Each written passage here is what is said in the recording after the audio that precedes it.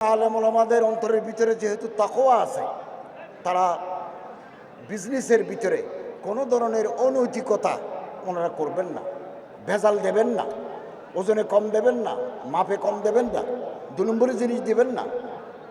তাহলে বাজারে বিশুদ্ধ খাবার, বিশুদ্ধ জিনিস, সলিড জিনিস, খাঁটি জিনিস বাজারে আসবে। যেহেতু পিছনে উদ্যোক্তা আলেম, এই আলেম সমাজ বা কওমি ঘরানার মানুষরা যদি উদ্যোক্তা হিসেবে আবির্ভূত হয়, সফলতা লাভ করে, এটা ব্যক্তির লাভ প্রথম।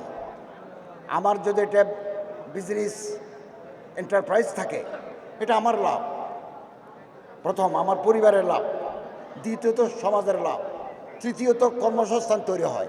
তাহলে আমি চেষ্টা করব আমি কোয়ালিটি প্রোডাক্টস, কোয়ালিটি জিনিস প্রডিউস করার জন্য, যাতে বাজারে আমি টিকে থাকতে পারি।